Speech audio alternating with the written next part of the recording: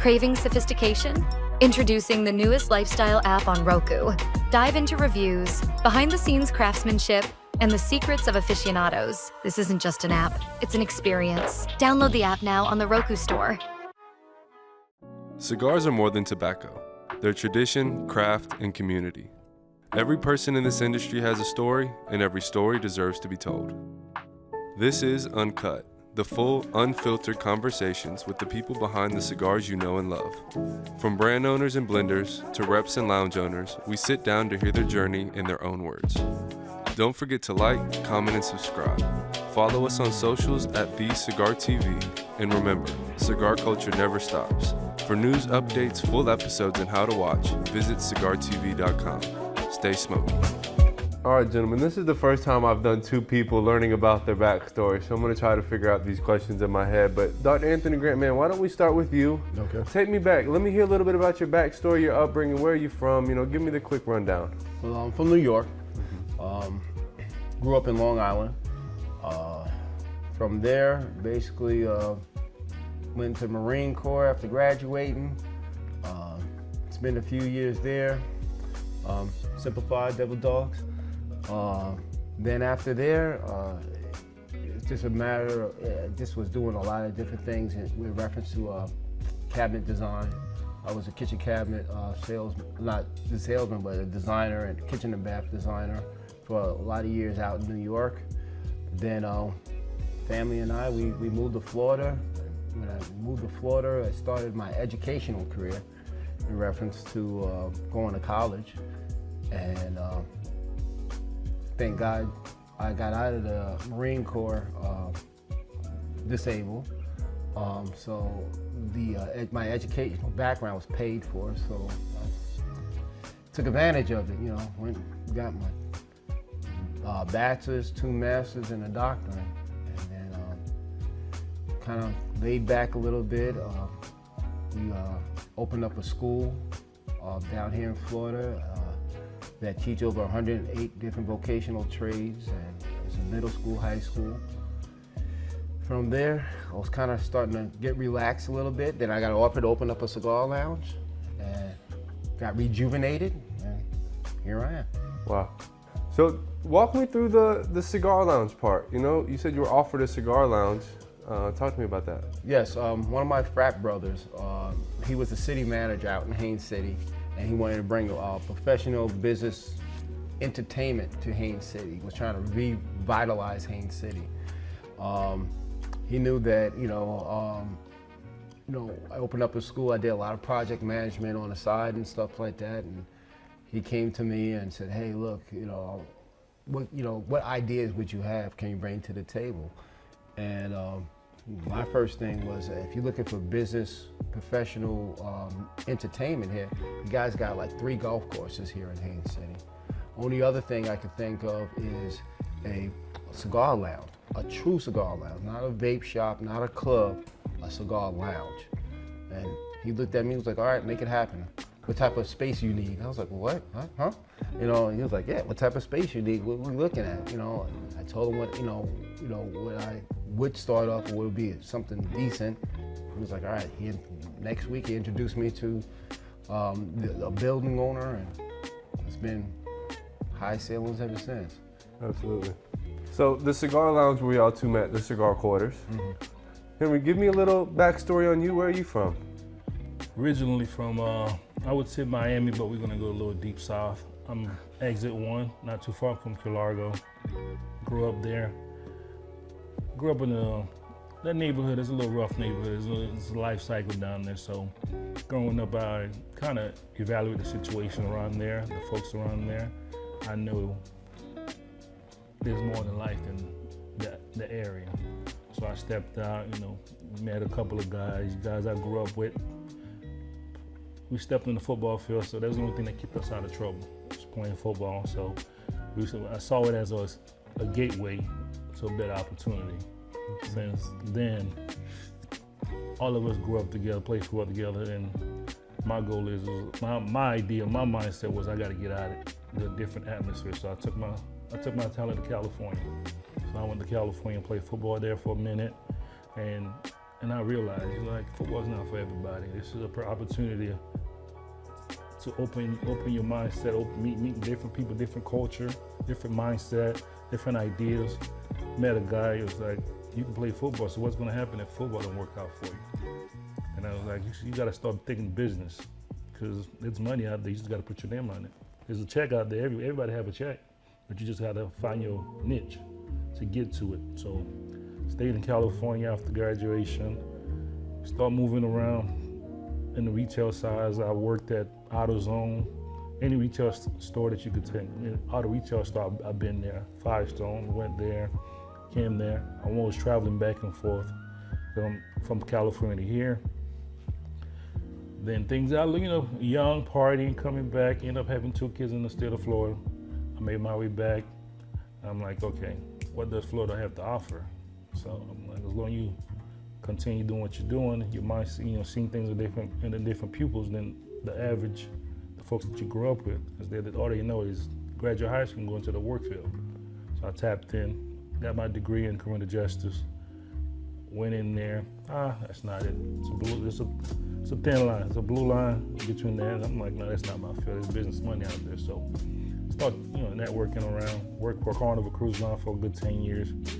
There's things getting procrastinated, moving. So I start moving to, I got introduced to smoking cigars in college. So I was like, okay, it's not, you meet people that you would never think you would meet in a cigar lounge. Ran into high-end business owners, doctors, surgeons, you talk about CEOs, and then I'm like, okay, this is it. Mm-hmm. This is it. And from there, I'm like, this is very relaxing. That crowd is different. There's professional and different people there, folks that could actually engage. You could engage a business conversation with. So from there, I'm like, you know what? Cigars, where is that? It's a different. Everybody has an idea. But you gotta, like Anthony mentioned, you gotta be consistent with it. Mm-hmm. You gotta put your feet on the ground, start running, and focus on that. Once you focus on that, the sky's the limit. Absolutely. So you mentioned you smoked your first cigar in college. Do you remember what cigar it was? I would say it was a Tabac with a little flavor into it. I tried that, liked it, then I moved into the next step. And I'm like, cigars a little bit, without the little flavor, it's a little bitter. And then I'm like, you know what? Then I spoke to a gentleman, he's like, you have to tap in. You have to slowly progress, you can't jump into it. So you gotta build your palate where you could enjoy it. And you could tell it's very relaxing, it mellow you down, perfect. I just stopped, slowly moving to different brands, different flavors, different brands, and I noticed that I said, nah, I'm done with flavoring. So I moved into the big boy table. Absolutely. It's funny because I don't remember the first cigar I smoked, but the first box of cigars I ever bought was the Tobacco Cafe con Leche. Because of the flavor. Yeah. That's introduction. Yeah, absolutely. That Anthony Grant, you remember the first cigar that you smoked? Yeah, Victor Sinclair Legacy. Wow. Yeah. I know. While back, huh? Way way back. back. Way back. One of my neighbors, he was into cigar smoking, and that's all he had was a Victor Sinclair. I guess because he used to order it online. Mm-hmm. And I was like, I'll try one, and I was like, okay, don't inhale it. I never was a cigarette smoker or anything, so I learned real quick, no, don't inhale it. Okay, I won't inhale and just enjoy the flavor. And then I just started trying. I didn't get into flavors until like a few years later. I started just buying White Owls and thinking that was a cigar, and Dutch Masters are just regular thing, these are, but I've learned that those are the domestic cigars between premium cigars and domestic cigars. So I was like, all right, so when I moved back to the premium, that's when I tried the flavors and stuff. And yeah, the box was the one to go to. And I've just been straddling both sides of the fence ever since. Absolutely. Well, I think we touched on it earlier. One, opening a cigar lounge is a task, but also, you hang out with your buddies at a lounge like yours and you're smoking cigars, and I'm sure the idea has ran through all of our heads, hey, I'm gonna start my own line. You know, I'm gonna do this, this, and this. I guess, Henry, what I wanna ask you is, you know, one, when was that decision? When did it click? And then two, you know, let me rephrase that. So, you know, Dr. Anthony Grant, owning a cigar lounge is one thing, right? Yes. And we all have the idea of opening a cigar lounge, but that's kind of far off, right? We know a little bit about what goes into that. That's a lot of work, right? Yeah. But to some cigar smokers, they think that starting a cigar line is easy. It can be easy, right? They think it's just grabbing a cigar and throwing a label on it, you know, call Nicaragua or Dominican Republic, they'll have it back to us. People don't understand how much money, time, energy, and effort goes into this thing. So Henry, I guess what I want to ask you is, you know, when was that decision? Do you remember where you were sitting and what was going on with you when that decision clicked and you're like, hey, I'm going to do this thing? Yeah, the first time when it clicked in, when clicked in, got into the ball point, was a smoking sitting at Twin Peaks down in Tampa Pines. You know, not too many people were smoking cigarettes and stuff, and I light up a cigar, and guys, they start questioning, it kind of drew attention. Folks started asking questions. So I'm a guy that's normally carry at least 20, 30 cigars with me. So I always kept a backpack with the cigars, and the guys, I'm gonna try this, try that. And then somehow it become a norm. Guys, okay, I know you always give us cigars, but you know, we wanna tap in, we wanna see, you introduced us to smoking cigars. I'm like, yeah. So I built a team of older guys, we sit there smoking. And then I'm like, you know, these guys like cigars, and people like random customers will come up. They're like, maybe if I come up with my own line, I said, my own line would make it, because you could put. I mean, I'm marketing other brands, and I'm pushing it. So having my own, I'm like, let's just tap in. So I start smoking different cigars, different flavor, different strength, and usually I introduce them to Connecticut, the ones that don't know how to smoke, and then they move on to the next one. I was like, you know what? This is the idea. Like Anthony mentioned earlier, my mind's always running 100 miles per hour. So I'm always try to come up with ideas where I know it's catchy and they're gonna love it, they're gonna enjoy it. It's a lifestyle. So introduce this guy to a different lifestyle, where you don't really have to. You can enjoy a cigar with a nice glass of whiskey. You don't have to get drunk at a bar. You could just enjoy yourself. And since then, I enjoy it up. You know, tasting this, you know, smoking this one. I like this one. Maybe if I could take that flavor out of this one, and you know, doing the blend, I was like, okay, perfect. So that's when I kept, you know, thinking about it. But so much ideas running, so I kind of slowly progressing, try to do my homework, see where would be a great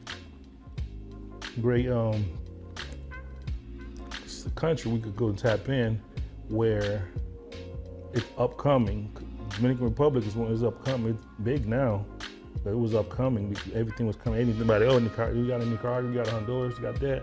I said, no, we're gonna go to the Dominican Republic, because they have some great soya down there. They could do the same thing. And then they have access to Cuba, the Cuban seeds. And that was it. And then the pandemic come around. I'm like, okay, now I'm working from home. Let's put this puzzle together. Put the puzzle together. I went to a couple of cut and lighting different brands. Okay, perfect. This is what we need to do. That's what I need to do. Absolutely. So that's when went into Braylon. At the cut and lighting, and start talking to them, and then that was it. That you know, I was like 2020. I said, let's put 2023. That's when I wanted to take off. I met them. I met a couple of guys from Nicaragua, Honduras. Oh, we could do this, we could do that. I said, it's not about you can do it. Can you produce it the way what I want? I work with a guy out there in Honduras. I was like, you're taking too long. I like to take off. And so that's when I met him. I'm like, you sure? I'm like, yeah, we could do it tomorrow. He said, what you mean? I said, tomorrow. I said, did you reach out to your peoples? If I have to fly to DR to meet up with them, there's no problem. It's like, this guy's serious. That's when he realized, he was like, he's not playing. Yeah. He's talking business. And from there, let's bring it out. So we're still trying some more ideas. We're working on an anniversary, 1 year anniversary, release the date to come up with a different size, different flavor, something different, a different color box, mix it up a little bit. Just the purple is the go-to, the purple box, but I want to mix it up a little bit, giving the customer something different. Absolutely. Well, Dr. Anthony Grant, you know, you've been out a month now, right? The line's been out a month. Yeah. But you've been in the cigar industry for how long now? Years, man. Years. Yeah. So you know the market, right? Yes, you know the industry. Talk to me about some of the unexpected challenges that you didn't think about when you were starting this line. Trust. That's one, you know, even though the cigar culture is a culture, and it's a small culture. It's big, but it's small. You know, everybody's really linked to just a small group of areas or places in the world that make tobacco. So it's, you know, the amount of feedback coming from those areas is important. And the individuals that own manufacturing companies is a small group too. So what I really learned fast was, don't throw all your eggs in one basket, or don't give all the information too soon until you can find somebody that you are comfortable and that is trustworthy. That was my biggest challenge. Like I said, we tried a few companies. First one, I don't even know what happened with that group. And the other one was trustworthy, but it just didn't work out. You know, and I'm kind of tenacious, so I'm not gonna give up. I'm gonna go for it. And what I saw what Brady put out for Henry, I said, okay, this guy, he has passion. He cares about his product. He cares about his field. He has a lot of pride on what he does. And I have the same type of mannerism. So I'm like, okay, he's like me. So you know what? He could be somebody that he's just not gonna put out any old thing. And literally, he had some stuff sent back and like, no, this not the quality that he wants. That he wants it to represent him. So I mean, down to the band. I mean, this guy, he sent me 3 different band styles, and this is actually the 4th one that he said, you know what? After I looked at the 3rd one, I know we gave the thumbs up, but these little added ridges and stuff around it, he said, I think it'll pop more. Yep. And he was like, he made that decision. He's like, that, you know, I'm loving it. I'm getting good feedback. When I saw it, I was like, awesome, man. You know, that's an awesome additive down to the fine detail. You know, that's just his focus. And that's why I decided on going with him. And like I said, the key thing is trust and having pride on what you do. And those are some of the things that the others lacked. Absolutely. Well, before we dive into him and working with him as a manufacturer, what are some of the telltale signs? Say I'm starting my own brand, right? What are some of the telltale signs to get out? What were some of those things that you experienced? Like to get out of the business? Or no, to working with that manufacturer. You worked with 2 before Brady, right? What are some of the signs that, hey, you know? One, the key thing is their passion on what they do. Correct. If they're just a businessman, they don't have the passion, they're about the numbers. So first thing is find a manufacturing company that has passion on. How do you know? Just the way how they talk, what they put out. You know, AJ Fernandez, you could tell he has passion. He lives, breathes cigars. You know what I mean? You know, so you know he has that passion. Conversational wise, you don't want to meet the salesperson. You want to meet the maker, the blend, the owner of the manufacturing company. Then you want to look at the product. Okay, what have you produced before? How long have you been producing? Okay, you've been out for what, 10 years now? Okay, that first line that you guys put out, is it still the same taste notes, same everything as that first line you first put out? And if it is, that means they have consistency and they've been through the trials and errors and making sure that the consumer is receiving what they like. If you're a tobacco smoker, true tobacco smoker, and one day their flavor is just the tobacco creaminess is just a little off, you're gonna know that right from the jump because your palate is already designed and ready for a tobacco. Those who fall in love with the cigars like the Henrys or the Hannibals, you know, from the first time they smoke it to 3 or 4 years from now, they want the same taste notes, they want the same quality, same presentation, you know, the same burn, you know, because some people, they just go cheaper because now they're thinking more money. If I go a little bit cheaper on this, I'll get more money, you know, I'll make more money, but it's not about that. Absolutely. It's about quality. All about quality.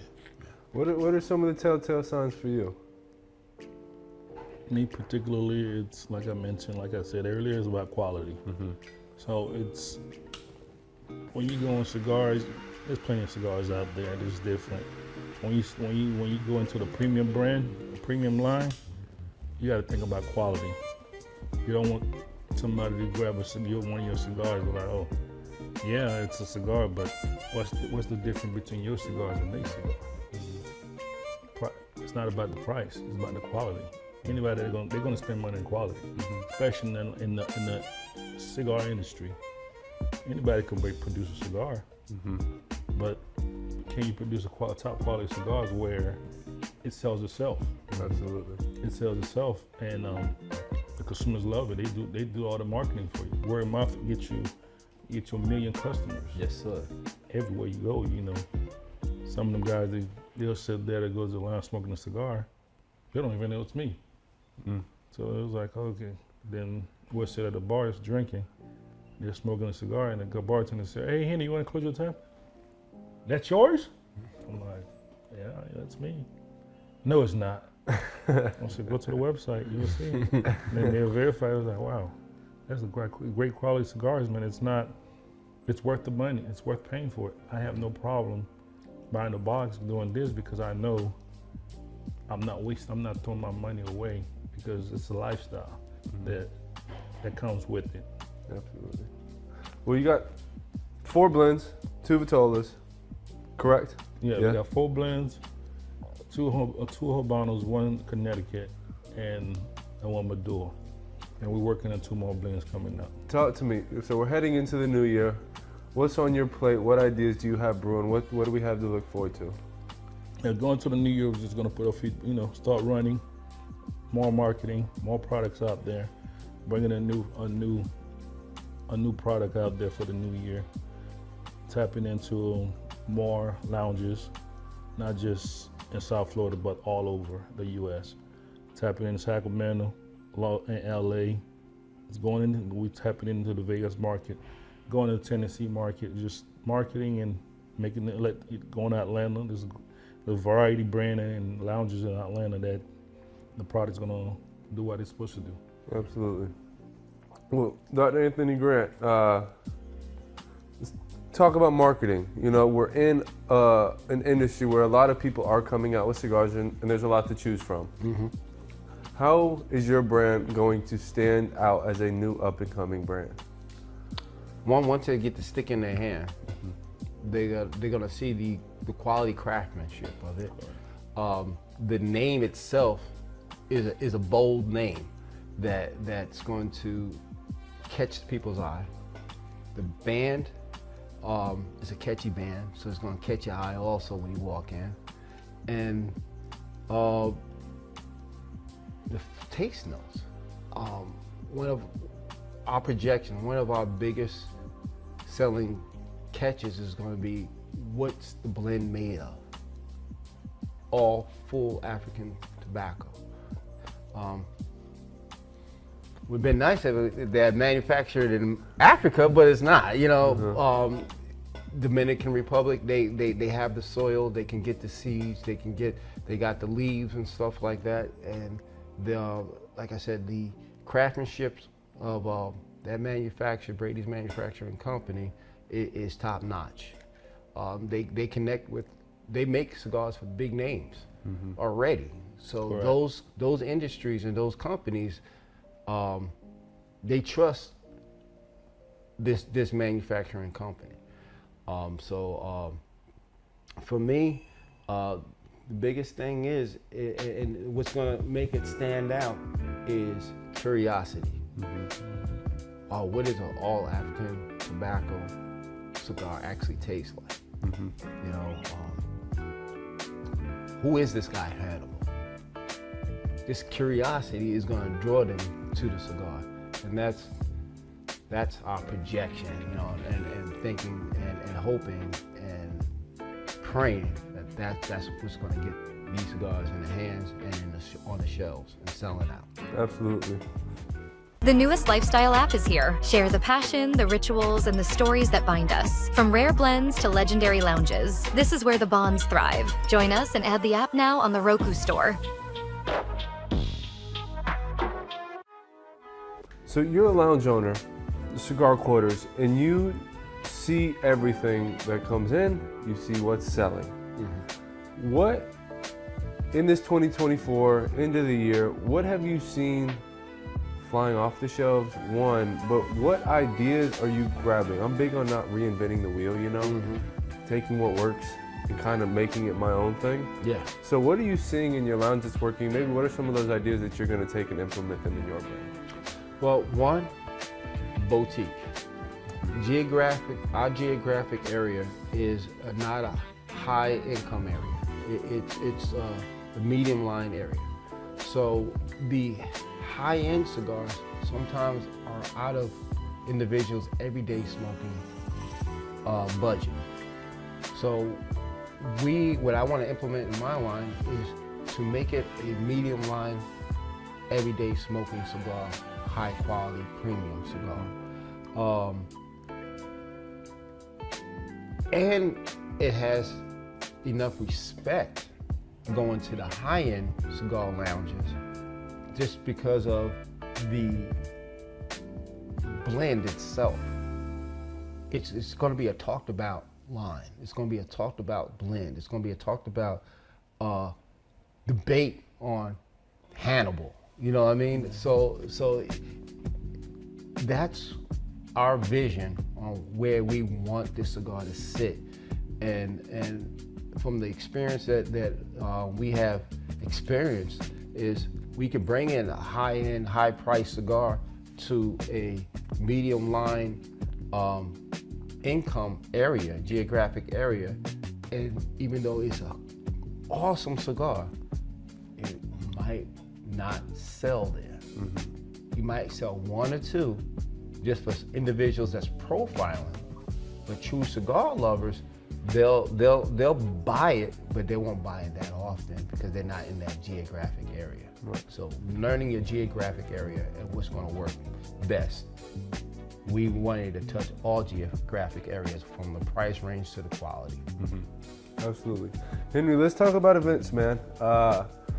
You know, you have at lounges, you got cutting lights, you got pairings, right? You got your mid-tier stuff like we just had at Ybor City Cigar Fest here, and then you got some big events like TPE, you got PCA. What do you have in store in 2025? What are you planning on? The 2025 it starts tapping in like Dr. Anthony's mentioned, is networking with those events where we're a new brand coming out. By networking, going to those events and pushing, marketing our own cigars with us into the cigar world, for the lifestyle, the folks out there. And that's basically that's what we're gonna focus on, going to these events. I was featuring in a cigar wine festival at Dr. Anthony host. It was a great event. We're tapping in. Some folks started getting on the brand. and it was a great outcome at that event. So the goal is getting the cigars out there, getting them rated.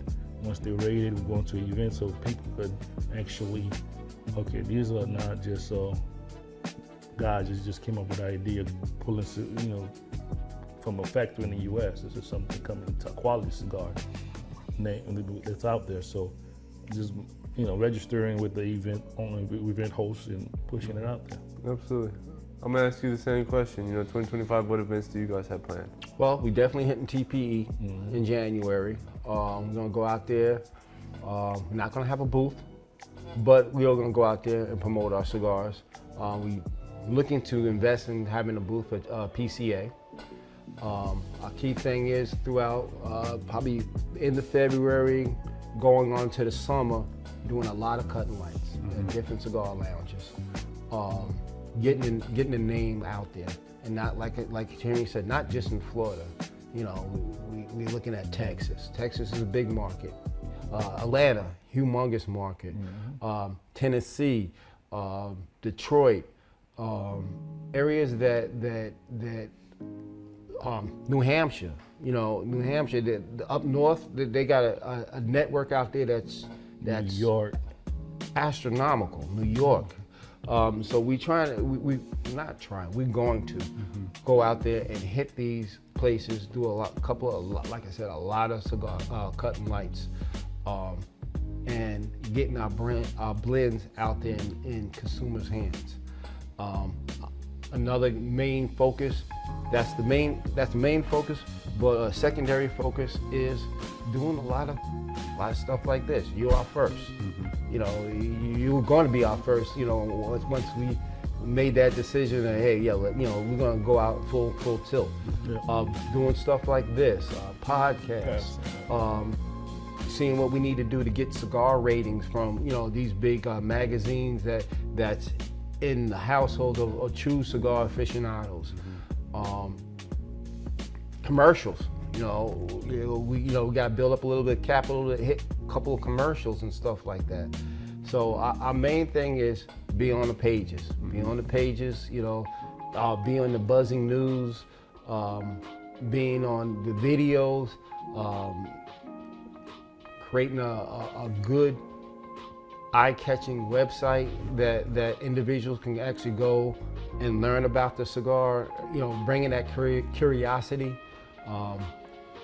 Like I said, we got to hire on a new marketing division, with creative ideas and their creativity on how to get our names in the ears of individuals, into the consumers, individuals that truly love good quality premium cigars. Absolutely.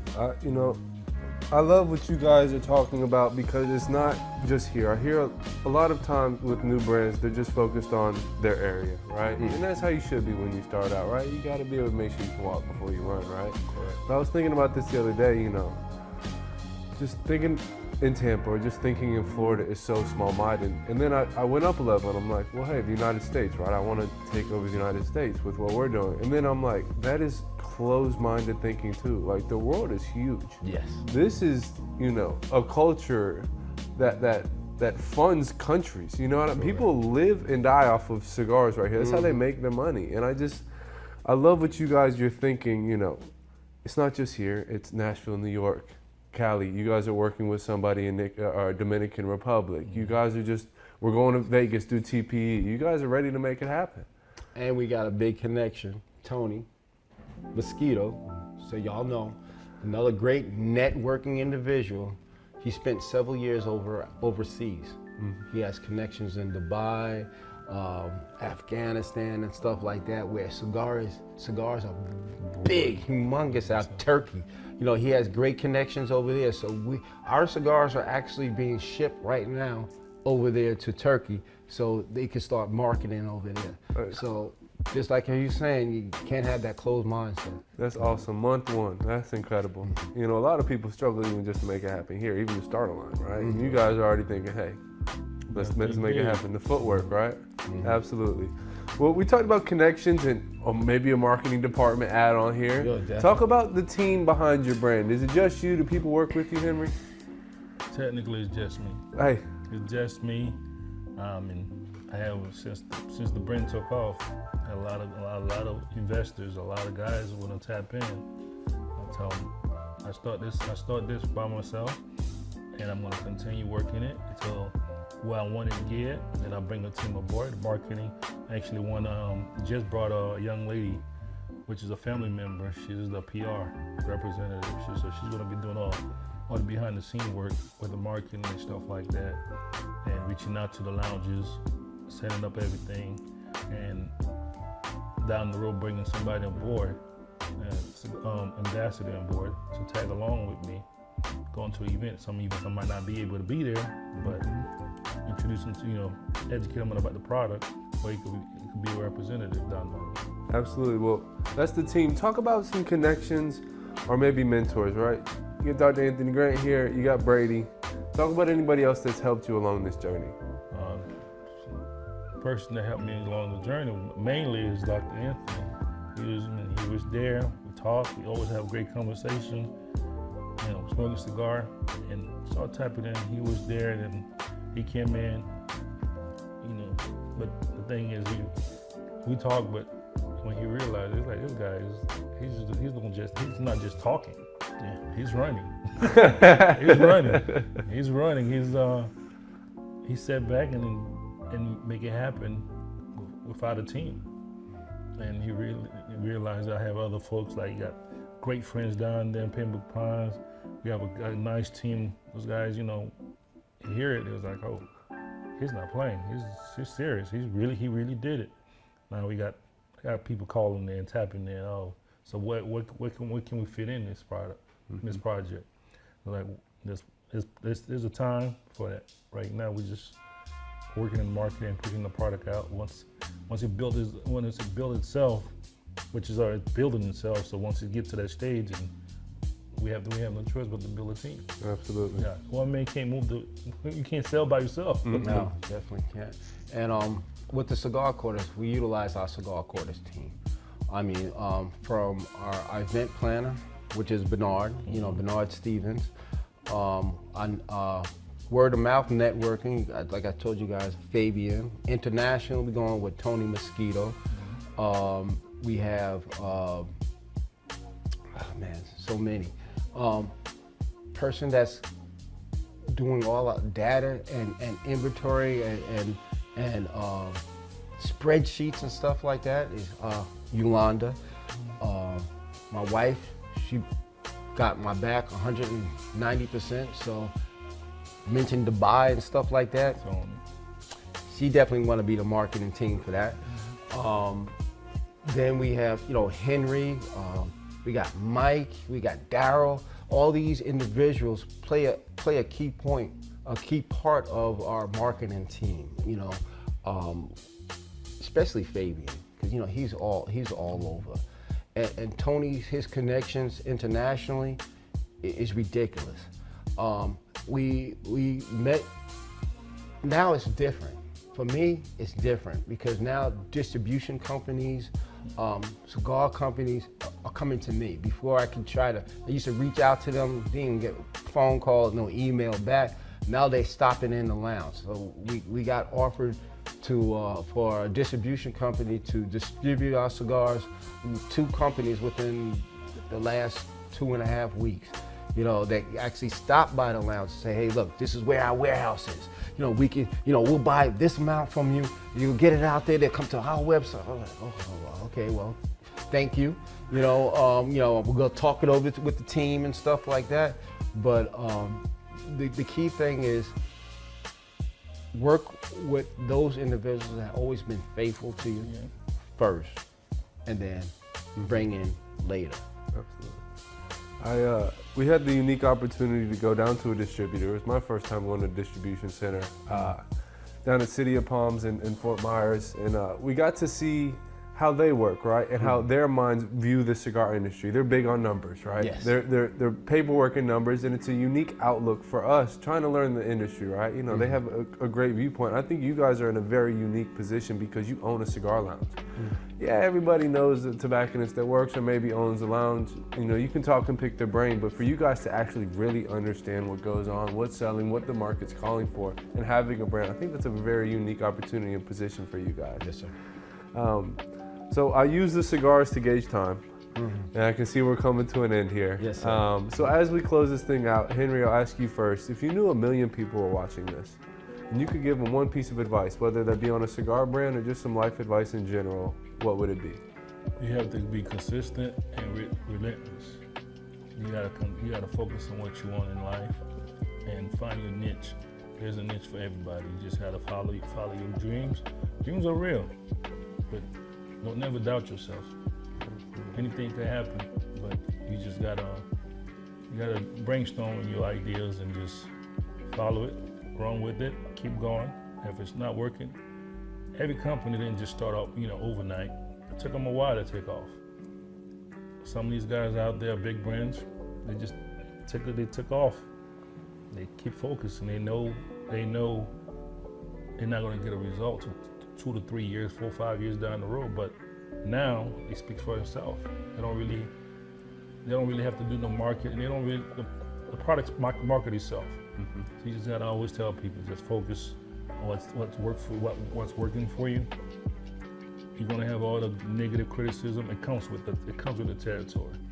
So you're gonna have people that's gonna doubt your idea. Keep your ideas to yourself, and once you're ready to run with it. I love thinking about, where ideas started, right? It started up here, and then they probably end up on a napkin or a piece of paper, and then you might move to a garage or a trunk, but you never know where they're gonna take you in life, Definitely. That's awesome.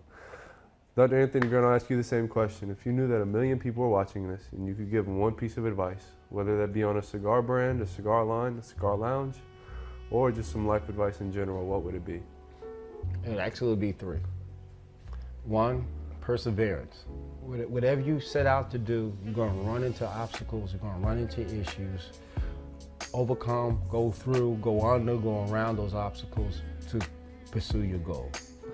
The second would be passion. Have a passion on what you do. Not just do it just for money or just do it to support your family. Do it because that's what you feel inside and that's what you enjoy doing. The person that doesn't work a day in their life is a person that does what they love. And third, fellowship. Fellowship. Find like-minded individuals to sit down and talk to, network, pick their brains, take their advice. Those would be the 3 main things that I would tell those 1 million people. Hey, perseverance, fellowship, oh my gosh. Networking. And not networking. Perseverance, fellowship, The and middle one, passion. Having a passion. Passion. So Passion. these are the 3 things that I'll tell the 1 million people to do, and is perseverance, passion, and fellowship. absolutely. Well, Henry, last question for you, man. What does a cigar mean to you? To me, personally, I mean, it's life. It's life for me. Because, like I mentioned to you before, it's a lifestyle, it's life. It kind of gives you the opportunity to network with people, folks that you would have never run into in life if you don't step out your comfort zone. Comfort zone is being comfort kills dreams. So you gotta give me the motive to step out of my comfort zone and bring life. You meet, like I mentioned, you meet folks that you would never think of, the different culture, the different background, and it introduces you to a whole different world that a lot of us are closed-minded. We don't realize that there's a world out there. There's multiple streams out there. You just got to network. So it's my life. Well, Mr. Grant, as you light up your cigar, I'm gonna ask you the same question as well. You know, what does a cigar mean to you? What this cigar means to me is aspiration. This is a new chapter in my life. It had rejuvenated me. It had brought me to the point that, hey, this is something that I can look forward to working on for the next 5, 6, 7, 8, 10 years. Absolutely. Well, you know, a cigar, it's a tool, right? And it's one that maybe not be able to buy back time, but you can definitely slow it down with a great conversation as well. And I've enjoyed having you two in studio, and it's been a pleasure learning about your brands, what you guys have in store, but about you guys as well. So thank you guys for joining us today. Likewise. Thank you for having us. Absolutely. Having us. Awesome. My name's Sean Mobley, here with Henry Daceus, Dr. Anthony Grant, and you've been watching Behind the Blend only on CigarTV. How's everybody doing today? My name is Dr. Anthony Grant. I am the CEO of the Cigar Quarters Grant Enterprises USA, and you're watching Cigar TV. You're here with Henry Daceus, the CEO of Daceus Enterprise LLC, and you're watching Cigar TV with Henry Daceus Cigars. Slow down and savor the moment. The newest lifestyle app is finally here. We bring the art of it all to your screen. From lounges to master blenders, we feature it all. Find the app in the Roku streaming store and start watching today.